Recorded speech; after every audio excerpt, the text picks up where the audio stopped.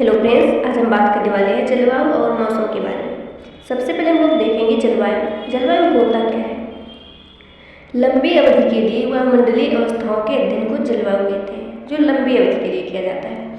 ये वायुमंडलीय अवस्थाएं क्या होती हैं, इसको भी देख लेते हैं। वायुमंडलीय अवस्था क्या होती है?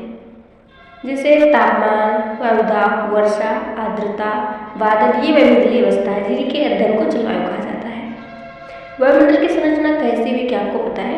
सबसे पहले क्षोभ मंडल आता है, उसके बाद समताप मंडल, उसके ऊपर मध्यमंडल, फिर वायुमंडल, फिर बहिर्मंडल आता है। यह है अपनी वायुमंडल की संरचना। अब देखेंगे क्षोभ मंडल। क्षोभ मंडल क्या है, किस प्रकार से इसकी संरचना हुई थी? इसकी औसत ऊंचाई लगभग 10 किलोमीटर है। ये जो क्षोभ मंडल है इसकी औसत ऊंचाई 10 किलोमीटर है। लगभग सभी मौसम की घटनाएं जैसे वर्षा, कोहरा, ओलावृष्टि इसी परत में होती है। इसी को क्षोभ मंडल कहा जाता है। आगे बात करते हैं समताप मंडल की। क्षोभ मंडल के ऊपर समताप मंडल निहित है। ये 50 किलोमीटर तक फैला है और बादलों और संबद्ध मौसम की घटनाओं से मुक्त है, जो उड़ान हवाई जहाज के लिए सबसे आदर्श स्थिति बनाती है। अर्थात समताप मंडल में ही हवाई जहाज उड़ाया जाता है। समताप मंडल की एक महत्वपूर्ण विशेषता यह है कि इसमें ओजोन गैस की परत होती है। आशा करते हैं आपको समझ में आ गया होगा। आगे बात करते हैं मध्यमंडल की। ये वायुमंडल की तीसरी परत है। ये समताप मंडल के ऊपर स्थित है। ये 80 किलोमीटर की ऊंचाई तक फैला हुआ है। अंतरिक्ष में प्रवेश करने वाले उल्कापिंड इस परत में आने पर जम जाते हैं। मध्यमंडल जो है ये तीसरी परत है। ये समताप मंडल के ऊपर स्थित है। ये 80 किलोमीटर की ऊंचाई तक फैला हुआ है।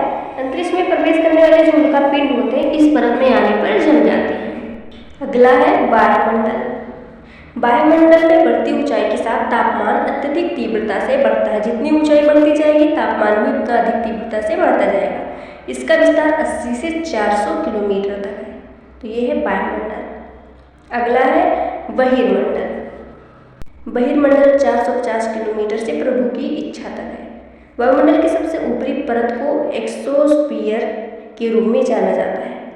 यानी कि जो बहिर्मंडल है सबसे ऊपरी परत है, वायुमंडल की सबसे ऊपरी परत है। इस परत में बहुत पतली हवा होती है, यानी ये वायु की पतली परत होती है।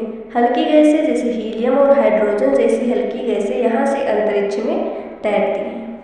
ये सभी वायुमंडलीय अवस्था हैं। इन्हीं वायुमंडल में तरह तरह की अवस्थाएं होती हैं। वायुमंडल अवस्था क्या है? जैसे भी आपने देखा तापमान, वायुदाब, वर्षा, आर्द्रता, इसको नमी कहते हैं, और बादल, ये वायुमंडलीय अवस्था है। इन्हीं के अध्ययन को जलवायु कहा जाता है और इन्हीं के अध्ययन को मौसम भी कहा जाता है।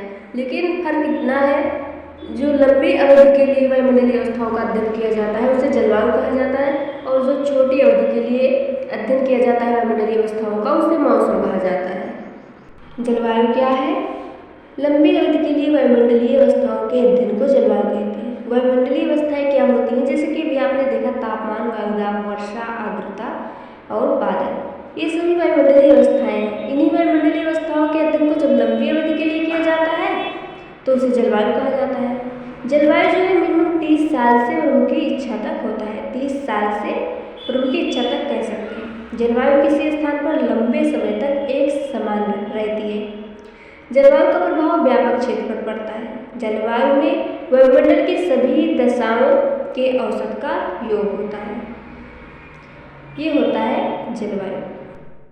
मौसम क्या है? छोटी अवधि के लिए वायुमंडलीय अवस्थाओं के अध्ययन को मौसम कहते हैं। वायुमंडलीय अवस्थाएं क्या है? जैसे तापमान, वायुदाब, वर्षा, आर्द्रता, बादल, इन सभी अवस्थाओं के अध्ययन को जब लंबे समय के लिए किया जाता है, अल्प समय के लिए अर्थात छोटी अवधि के लिए, तो उसे मौसम कहा जाता है। ये अस्थायी प्रकृति का होता है तथा प्रत्येक स्थान पर प्रत्येक क्षण बदलता रहता है। मौसम का प्रभावोत्पादक क्षेत्र है। मौसम एक समय में वायुमंडल की किसी एक या दो दशाओं का प्रतिनिधित्व करता है। जलवायु और मौसम में आप लोगों को अंतर समझ में आ गया होगा। जलवायु और मौसम दोनों अलग अलग होते हैं। आगे बात करेंगे भारतीय जलवायु के बारे में। भारत में विभिन्न प्रकार की जलवायु दशाएं पाई जाती हैं। देश के अंदर विभिन्न स्थानों तथा अलग अलग ऋतुओं में तापमान, वायुदाब, पवनों, वर्षण आदि में अत्यधिक भिन्नता पाई जाती है। भारतीय उपमहाद्वीप में स्थित श्रीनगर जम्मू कश्मीर तथा चेन्नई तमिलनाडु भारतीय जलवायु में सर्वाधिक अंतर रखने वाले स्थान हैं। विश्व की समस्त जलवायु की किस्में भारत में पाई जाती हैं। भारत की जलवायु पूर्णतः मानसूनी वर्षा पर निर्भर करती है, इसलिए भारत की जलवायु मानसूनी जलवायु है। भारत की जलवायु के प्रकार कितने हैं? यद्यपि भारत में विभिन्न प्रकार की जलवायु पाई जाती है, फिर भी भारत की जलवायु को सामान्यतः दो भागों में बांटा गया है, सम जलवायु और विषम जलवायु। सम जलवायु किसे कहते हैं? सम जलवायु ऐसे क्षेत्र की जलवायु को कहा जाता है जहाँ तापमान वर्ष भर लगभग समान रहता है। ऐसे क्षेत्र न तो गर्मियों में अत्यधिक गर्म होते हैं और न ही सर्दियों में अत्यधिक ठंडे। मुख्य रूप से सम जलवायु प्रायः समुद्र तटीय क्षेत्रों में पाई जाती है। इस प्रकार की जलवायु में दैनिक तापांतर में कोई विशेष अंतर नहीं होता है। उदाहरण स्वरूप तिरुवनंतपुरम, केरल। विषम जलवायु क्या है? विषम जलवायु का आशय ऐसे क्षेत्रों की जलवायु से है जहां वर्ष भर तापमान में भिन्नता पाई जाती है। विषम जलवायु भारतीय भूभाग के आंतरिक भागों में अथवा समुद्र तट से दूर के भागों में पाई जाती है। ऐसी जलवायु का उद्भव धरती के प्रभाव के कारण होता है। उदाहरण स्वरूप अमृतसर पंजाब तथा जोधपुर राजस्थान में विषम जलवायु पाई जाती है। राजस्थान के ही थार मरुस्थल में सर्वाधिक दैनिक तापांतर पाया जाता है, क्योंकि रेत से भरे इस क्षेत्र में रेत के जल्दी गर्म हो जाने से दिन का तापमान अधिक तथा रात में रेत के ठंडा हो जाने से अचानक कम हो जाता है। फ्रेंड्स, आप लोगों को बेसिक सेमेस्टर की ऐसी और भी वीडियो चाहिए तो प्लीज़ सब्सक्राइब कर लिया करो, जिससे कि आगे आने वाली नोटिफिकेशन सबसे पहले आपको ही मिलेगा। और हाँ फ्रेंड्स, अगर आपको थोड़ी सी भी वीडियो पसंद आती है तो एक लाइक अपनी तरफ से ज़रूर कीजिएगा। अब मिलते हैं फ्रेंड्स हम लोग अगली वीडियो में, तब तक के लिए बाय बाय, टेक केयर।